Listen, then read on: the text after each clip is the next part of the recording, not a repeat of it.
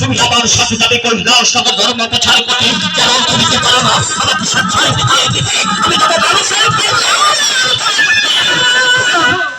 আপনার কোনো কথাই আমি শুনবো না, আমি আপনার সঙ্গেই যাব। তুমি আমার কোনো কথা শুনবে না? আমার সাথে যাবে তুমি কৈলাস নগর ধর্ম প্রচার করতে। আমার সাথে তুমি কৈলাস নগর ধর্ম প্রচার করতে যেতে পারো। আমার 3টি শর্ত রয়েছে। আমার 3টি শর্ত যদি তুমি দাবি করতে পারো তাহলে তুমি আমার সঙ্গে যাবে কেন? আপনি যদি 5টি শর্ত দেন তবু আমি আপনার সঙ্গেই যাব। 5টি শর্ত নয়, মাত্র 3টি শর্ত। আমার প্রথম শর্ত হলো আমার পুষ্পরথে সওয়ার হয়ে যখন তুমি আকাশপথে ভ্রমণ করবে তখন তুমি দুষ্ট রাখতে পারবে না।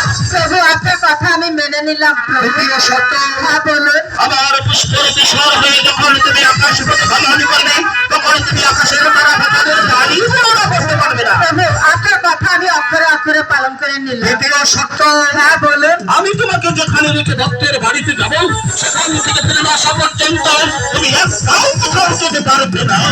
প্রভু, আপনার কথা আমি কোনোদিনও অমান্য করিনি আর আজও করব না। জানি পার্বতী, তুমি আমার কথা কোনোদিন অমান্য করনি, আজও করবে না, বিশ্বাস আমার আছে। আর বিলম্বরায় তুমি তোমার অন্তরাকে বন্ধন করে আমার পুষ্পরাহর আমি তোমাকে নিয়ে যাবো সেই কৈলাস নগর ধর্ম প্রচার করতে। ঠিক আছে, তাই চলো। ওকে, আহালা হাইগো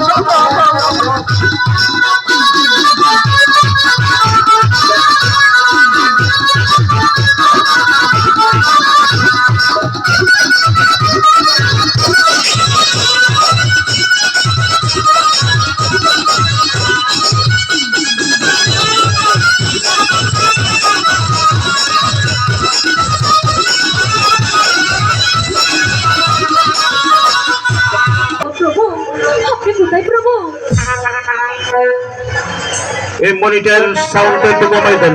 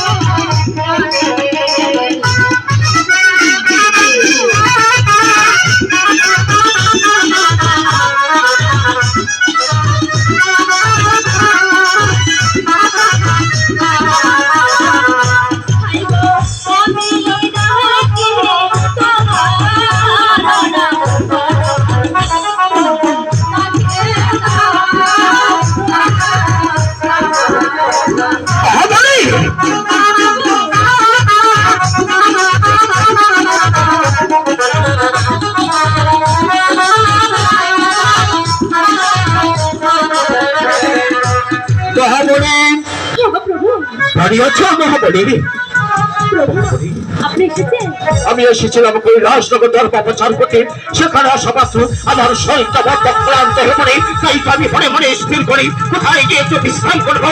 আমি তোমার বাড়িতে উল্কার থেকে ছুটে এসেছি, আমাকে বিশ্রাম করে দাও, আমি বিশ্রাম করবো। সত্যি মহাবলী, আজ আমি বড় ক্লান্ত মহাবলী, এই মুহূর্তে আমার একটু বিশ্রামের প্রয়োজন।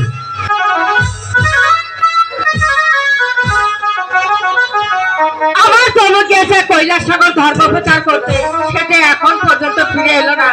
এদিকে যে সন্ধ্যা ঘনিয়ে এলো, আমার প্রভু তাহলে আসবে না? ওই তো সামনে একটি কঠোর দেখা যাচ্ছে, ওখানে গেলেই হয়তো আমি কারোর সঙ্গে দেখা পাবো।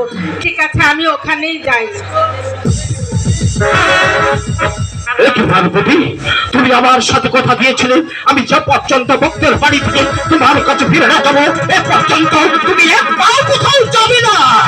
কথা আপনাকে দিয়েছিলাম, আপনি এসেছেন কৈলাসনগর ধর্ম প্রচার করতে, এদিকে সন্ধ্যে ঘনিয়ে আসছে, আমি ভাবছি এখন আমি কোথায় যাব।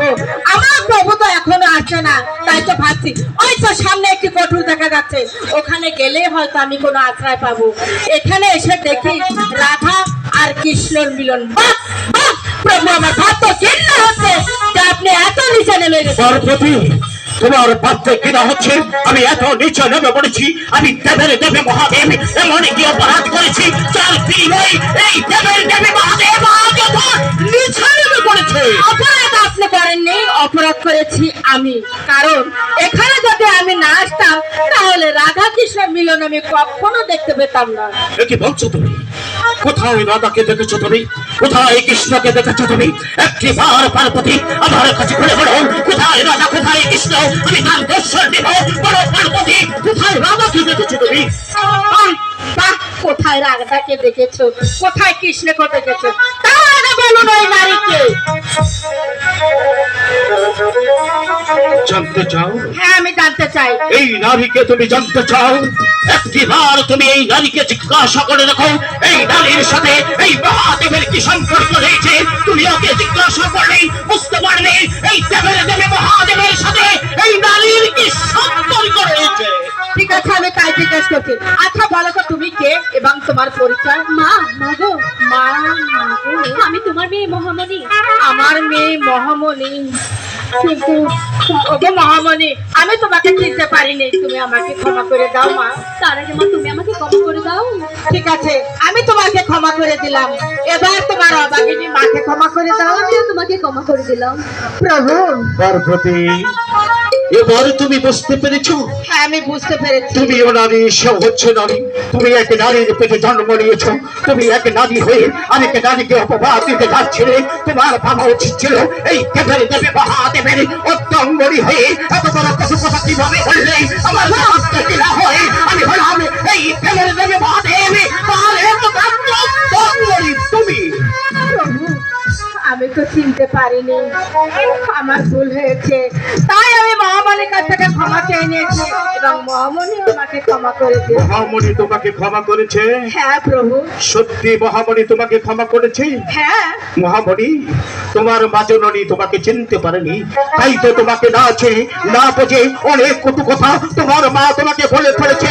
তোমার মাকে তুমি ভর্ৎসনা করে দিয়ে এই দেবের দেবে মহাদেবের গরমের পানি দিয়ে এখান থেকে উল্টা ফেটে ছুটে যাবে। তাই এতে শান্তরি হয়ে তবে একটি কথা মনে রাখবে, এই গরমের পানি সমস্ত ভক্তর করে পৌঁছতে পারলে তোমার স্থান হবে ওই স্বর্গধামে। ঠিক আছে প্রভু, আমি তাই করছি। বিদায় মা, বিদায় প্রভু। বিদায় মহামণি। আমার ভুল হয়েছে, আপনার ধন্যবাদ করে এই মহাদেবের পুষ্পরতি স্বর হল আমি তোমাকে এখান থেকে নিয়ে যাবো সেই পঞ্চপুর শহরে। ঠিক আছে প্রভু, তাই করুন। ওকে আহালো হাইলো আহালো আহালো ছেড়ে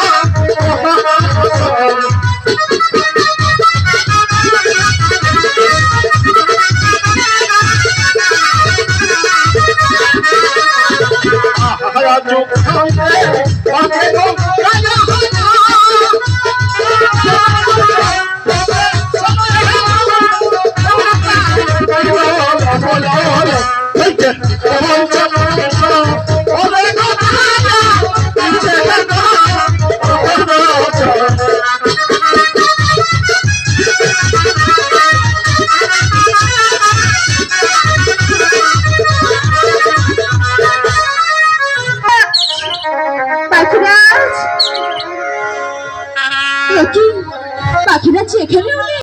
আমি সারা বাড়ি তোমাকে খুঁজছি, কোথাও তোমাকে পাচ্ছি না। তুমি জানো তোমাকে একদিন মতো তাছাড়া বেলা নিশ্চিত থাকতে পারি না, তাই তো তোমাকে সারা বাড়ি খুঁজছি পাখিনি। তুমি কোথাও অক্ষয়, তুমি আমার ডাকে সারা দাও না।